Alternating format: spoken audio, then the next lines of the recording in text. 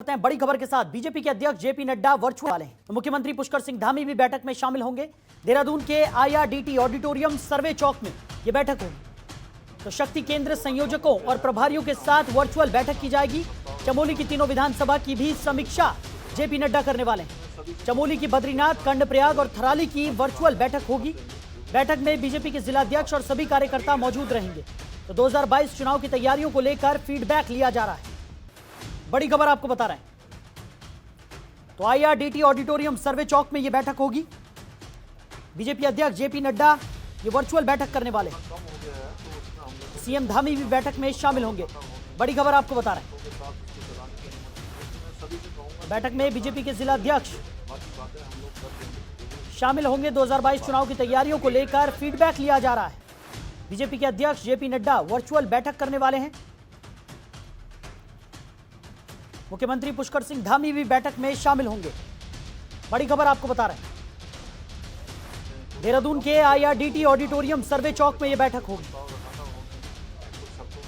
शक्ति केंद्र संयोजकों और प्रभारियों के साथ वर्चुअल बैठक जेपी नड्डा करेंगे। चमोली की तीनों विधानसभा की भी समीक्षा जेपी नड्डा करने वाले हैं। चमोली के बद्रीनाथ, कर्णप्रयाग और थराली की भी वर्चुअल बैठक होगी। बैठक में बीजेपी के जिलाध्यक्ष और सभी कार्यकर्ता मौजूद रहने वाले हैं। बड़ी खबर 2022 चुनाव की तैयारियों को लेकर फीडबैक लिया जा रहा है। बीजेपी के अध्यक्ष जेपी नड्डा वर्चुअल बैठक करने वाले हैं। तो 2022 विधानसभा चुनाव को लेकर भारतीय जनता पार्टी काफी ज्यादा सक्रिय नजर आ रही है और उसी कड़ी में आज जेपी नड्डा वर्चुअल तरीके से एक बैठक करने वाले हैं। तो सीएम धामी भी बैठक में शामिल होंगे। वहीं आईआरडीटी ऑडिटोरियम सर्वे चौक में यह बैठक होगी।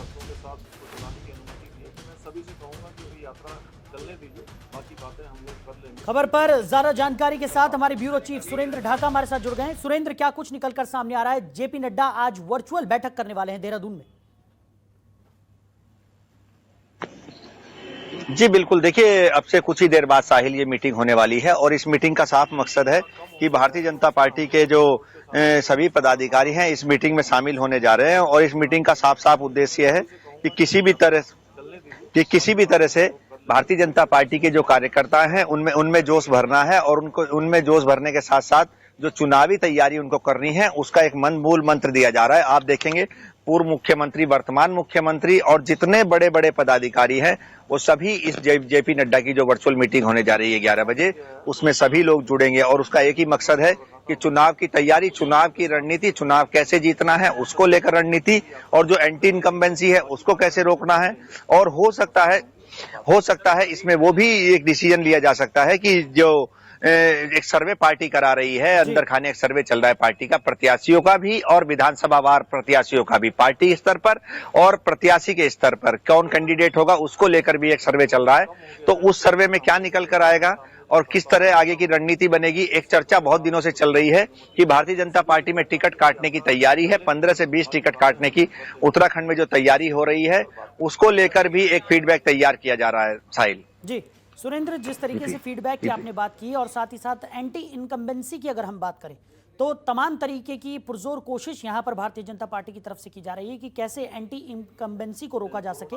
साथ ही साथ बात की जाए 2022 विधानसभा चुनाव के मद्देनजर तो पार्टी काफी ज्यादा सक्रिय नजर आ रही है। लगातार बैठकों का दौर भी हम देख रहे हैं। लगातार सीएम पुष्कर सिंह धामी काफी ज्यादा सक्रिय हैं। अलग अलग जगहों का दौरा वो कर रहे हैं, जो साधने की कोशिश वो कर रहे हैं। लोगों में एक भरोसा दोबारा से पैदा करने की कोशिश यहां पर भारतीय जनता पार्टी की तरफ से की जा रही है ताकि जहां जहां पर पार्टी जो कमजोर पड़ गई थी उस कमजोरी को यहां पर दूर किया जा सके और पार्टी एक बार फिर मजबूती के साथ 2022 विधानसभा चुनाव में प्रदर्शन करे। इसको लेकर भी खासा तैयारी यहां पर देखने को मिल रही है। तो कार्यकर्ताओं में किस तरीके का जोश देखने को मिल रहा है और जैसा कि जेपी नड्डा जैसे बड़े नेता आज वर्चुअल बैठक करने वाले हैं तो पार्टी में जो अफरा तफरी का माहौल थोड़ा बहुत जो देखने को मिल रहा था उसे भी दूर करने की कवायद यहां पर कहा जा सकता है कि चल रही है।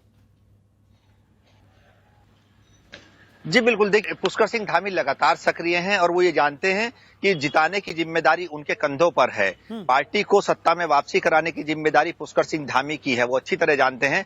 और आप देखेंगे यशपाल आर्य जो अंदर खाने नाराज चल रहे थे, खुद मुख्यमंत्री अपने मंत्री के घर पहुंचे और उनसे बात की है। तो आप जाहिर सी बात है सबको साधने की तैयारी पुष्कर सिंह धामी कर रहे हैं और पुष्कर सिंह धामी लगातार एक मैसेज देने की भी कोशिश कर रहे हैं कि क्या अच्छा हो सकता है, कितनी जल्दी वो विकास के कार्य कर सकते हैं।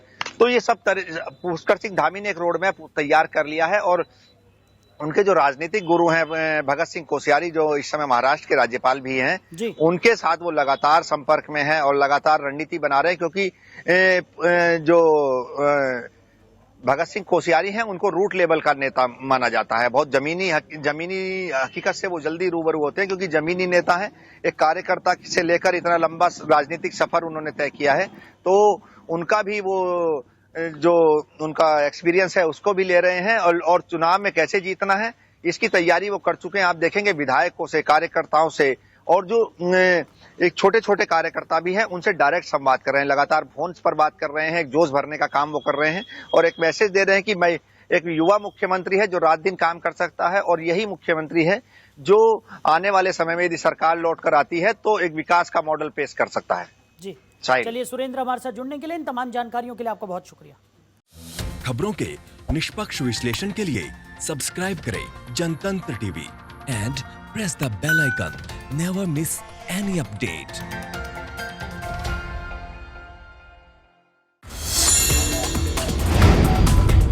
Download the Janatantra TV app, available on Google Play and App Store. Download it now.